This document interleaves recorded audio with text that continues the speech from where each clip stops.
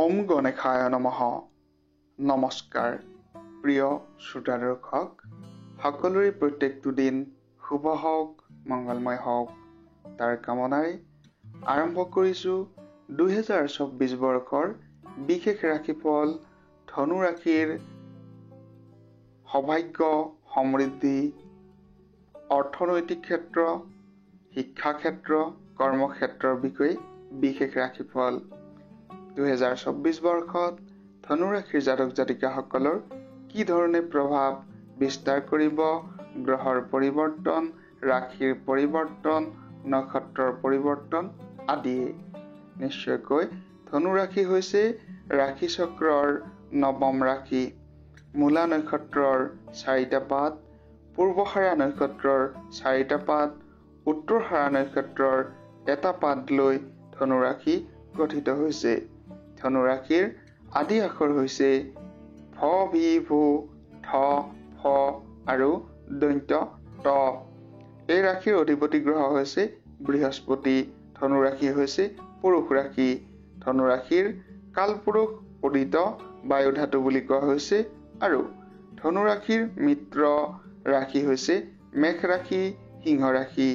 বিশেষভাৱে ধনু ৰাশিৰ জাতক জাতিকাসকলৰ শুভ মংগলময় ফলাফল 2024 বৰ্ষ কি ধৰণে আপোনালোকৰ পাৰ হ'ব তাৰ বিষয়ে এই ভিডিঅ'টো প্ৰস্তুত কৰা হৈছে। এতিয়ালৈকে যদি আপোনালোকে আমাৰ চেনেলটো ছাবস্ক্ৰাইব কৰা নাই, ছাবস্ক্ৰাইব কৰি ল'ব পাৰে, কাৰণ এনেধৰণৰ ভিডিঅ' আমি প্ৰস্তুত কৰি থাকোঁ বাস্তুশাস্ত্ৰৰ ওপৰত আধাৰিত, জ্যোতিষশাস্ত্ৰৰ ওপৰত আধাৰিত, হিন্দু সনাতন ধৰ্মৰ বিভিন্ন ধৰণৰ ৰীতি নীতি নিয়ম, গ্ৰহৰ প্ৰতিকাৰ আদিৰ বিষয়ে আমি ভিডিঅ' প্ৰস্তুত কৰি থাকোঁ। প্ৰথমতে যাতে আপোনালোকে আপোনাৰ ওচৰত এই ভিডিঅ'টো যায় তাৰ বাবে আপোনালোকে এই চেনেলটো ছাবস্ক্ৰাইব কৰাৰ লগতে বেল আইকনটো প্ৰেছ কৰিবলৈ নাপাহৰিব। জনাব বিচাৰিছোঁ 2024 বৰ্ষৰ বৰ্ষচক্ৰ মতে আপোনালোকৰ ধনৰ স্থানত চন্দ্ৰ, তৃতীয় শনি স্বগৃহত আছে, চতুৰ্থত বৃহস্পতি স্বগৃহত, পঞ্চম স্থানত ৰবি তুংগী অৱস্থাত আছে, বুধ আৰু ৰাহু আছে। আনফালে ষষ্ঠত শুক্ৰ, সপ্তমত মংগল, একাদশত কেতু অৱস্থান কৰিছে। ধনৰ স্থানত চন্দ্ৰৰ অৱস্থান হোৱাৰ বাবে আপোনালোকৰ মংগলময় ফল আপোনালোকে পাব। 2024 বৰ্ষত প্ৰচুৰ পৰিমাণে ধন অৰ্থৰ উন্নতি, অগ্ৰগতিৰ দিশ আহিব বুলি কোৱা হৈছে। 2024 বৰ্ষত ভূমি, কৃষি, কল কাৰখানা, শস্য, ব্যৱসায়, ঠিকা আদিৰ জৰিয়তে আপোনালোকে লাভান্বিত হ'ব পাৰিব। কৰ্ম যিসকলে কৰি আছে, কৰ্মচাৰী ব্যক্তিগত হওক বা চৰকাৰী, তেওঁলোকৰ বাবেও শুভ ফল লৈ আহিব বুলি কোৱা হৈছে।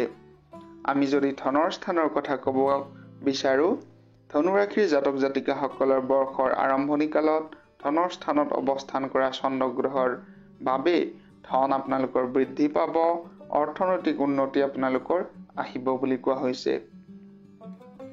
সৰু সুৰা ব্যৱসায়ৰ লগতে বিভিন্ন প্ৰকাৰৰ আপোনালোকৰ আত্মসহায়ক গোট, পশুপালন, সৰু সুৰা বিভিন্ন ধৰণৰ ব্যৱসায়ত আপোনালোকে অৰ্থনৈতিক উন্নতি কৰিব পাৰিব।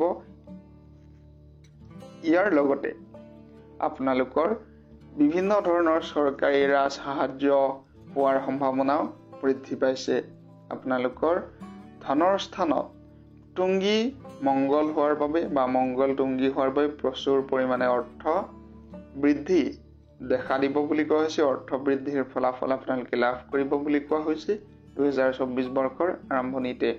2024 বৰ্ষত ধনু ৰাশিৰ জাতক জাতিকাসকলে মাটিৰ ব্যৱসায়, যন্ত্ৰ পাতিৰ ব্যৱসায়, কৃষি কাৰ্যৰ লগত জড়িত ব্যৱসায়, পশুপালন, কৃষি বিভাগ, ৰাজহ বিভাগ, কোষাগাৰ, জমিদাৰ, বিভিন্ন ধৰণৰ কৰ্মৰ আপোনালোকৰ সুফল আহিব বুলি কোৱা হৈছে। বিদ্যাৰ স্থানৰ কথা যদি আমি ক'ব বিচাৰোঁ, বিদ্যাৰ স্থানত বৰ্ষৰ আৰম্ভণি কালত বিদ্যাৰ অধিপতি বৃহস্পতি স্বগৃহত অৰ্থাৎ চতুৰ্থ স্থানত থকাৰ বাবে অতিকৈ শুভ বুলি কোৱা হৈছে। আপোনালোকৰ বিশেষভাৱে এই বৰ্ষত সুফল আহিব বুলি কোৱা হৈছে। আপোনালোকৰ অগ্ৰগতি আহিব, প্ৰতিযোগিতামূলক পৰীক্ষা, নিৰ্বাচনী পৰীক্ষা, বাছনি পৰীক্ষা ইত্যাদিত। আপোনালোকৰ সংস্কৃত, গৱেষণা, কৃষি, কাৰিকৰী শিক্ষা, বিজ্ঞান, চিকিৎসা বিজ্ঞান, নৃত্যতত্ত্ব, ৰাজনীতি, সুচাৰু কলা, নাট্যতত্ত্ব, বিভিন্ন ধৰণৰ বিভাগত সুখ্যাতিৰে পাৰদৰ্শিতা দেখুৱাবলৈ সক্ষম হ'ব বুলি কোৱা হৈছে। পঞ্চমত ৰবি থকাৰ বাবে প্ৰতিযোগিতামূলক পৰীক্ষাসমূহত আপোনালোকৰ সফলতা আহিব বুলি কোৱা হৈছে। কৰ্মস্থান আৰু চাকৰিৰ কথা যদি আমি ক'ব বিচাৰো, কৰ্মস্থানৰ আপোনালোকৰ অধিপতি হৈছে বুধ। বুধ গ্ৰহৰ বৰ্ষৰ আৰম্ভণি কালত পঞ্চমত ৰবিযুক্ত হৈ থকাত আপোনালোকৰ কৰ্মস্থান শুভ বুলি কোৱা হৈছে।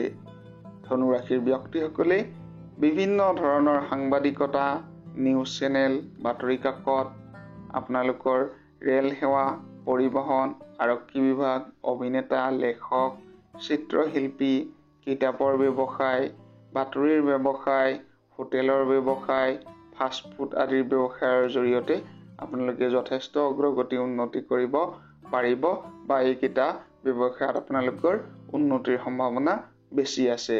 আপোনালোকৰ শুভ মংগলময় ফলাফল কৰ্মস্থানৰ কথা যদি ক'ব বিচাৰো, কৰ্মপ্ৰাপ্তিৰ যুগ, কৰ্মক্ষেত্ৰৰ যুগ, সুনাম অৰ্জনৰ যুগ, যশস্যা, পদোন্নতি, কৰ্মপ্ৰাপ্তি, ব্যৱসায়ত উন্নতিৰ যুগ দেখা গৈছে। বিশেষভাৱে শিক্ষা, সংস্কৃতি, জনসংযোগ, প্ৰকাশন, সচিবালয়, মন্ত্ৰণালয়, গৃহৰক্ষী বা সেনা এনেধৰণৰ কৰ্মত সম্ভাৱনা বৃদ্ধি পাইছে। প্ৰেম প্ৰণয় বিবাহ, প্ৰেম প্ৰণয় বিবাহৰ ক্ষেত্ৰত যদি আমি ক'ব বিচাৰো, এই বৰ্ষত আপোনালোকৰ আৰম্ভণিতে ধনু ৰাশিত সপ্তমত বুধ, পঞ্চম স্থানত ৰবিযুক্ত হৈ থকাৰ বাবে প্ৰেমৰ ক্ষেত্ৰত অতিকে শুভ আৰু বিবাহৰ ক্ষেত্ৰত অতিকে শুভ ফল আছে। পাৰিবাৰিক ক্ষেত্ৰত যদি আমি ক'ব বিচাৰো, বৰ্ষৰ আৰম্ভণি কালত ধনু ৰাশিত সপ্তম মংগল অৱস্থান কৰাৰ বাবে আপোনালোকৰ দাম্পত্য জীৱন মধ্যমীয়া ফলাফল আহিব বুলি কোৱা হৈছে। বিভিন্ন ক্ষেত্ৰত বিভিন্ন ধৰণৰ বিবাদৰ যুগ আহিব পাৰে। বিবাদৰ পৰা সাৱধানতা, কথা বাৰ্তাত আপোনালোকৰ সাৱধানতা অৱলম্বন কৰাটো প্ৰয়োজনীয়তা আছে বুলি কোৱা হৈছে। আৰু আমি যদি ক'ব বিচাৰো এই বৰ্ষত আপোনালোকৰ প্ৰতিকাৰৰ বিষয়ে, প্ৰতিকাৰ আপোনালোকৰ ধনু ৰাশিৰ জাতক জাতিকাসকলৰ অশুভ গ্ৰহ হৈছে ৰাহু, কেতু আৰু মংগল, ৰবি। এইকেইটা গ্ৰহ আপোনালোকৰ অশুভ, যাৰ বাবে আপোনালোকে জন্ম কুণ্ডলী দেখুৱাই বা আপোনালোকৰ এজন অভিজ্ঞ জ্যোতিষীৰ পৰামৰ্শ অনুসাৰে আপোনালোকে গ্ৰহৰ ৰত্ন ধাৰণ কৰিব পাৰে বা গ্ৰহৰ প্ৰতিকাৰ কৰিব পাৰে। যিকোনো সময়ত গ্ৰহৰ প্ৰতিকাৰ কৰাৰ আগতে অভিজ্ঞ জ্যোতিষীৰ পৰামৰ্শ লোৱাটো অতিকে প্ৰয়োজনীয়, কাৰণ জ্যোতিষীৰ পৰামৰ্শ নোলোৱাকৈ যদি আপোনালোকে গ্ৰহৰ প্ৰতিকাৰ কৰিব যায়, তেনেহ'লে কেতিয়াবা তাৰ বিপৰীত ফলাফলো পোৱা যায়। ধন্যবাদ জনাইছো প্ৰত্যেকগৰাকী শ্ৰোতা দৰ্শক সকলোৰে প্ৰত্যেকটো দিন শুভ মংগলময় হোৱাৰ কামনাৰে সামৰিছো বিশেষ ৰাশিফল। ধন্যবাদ।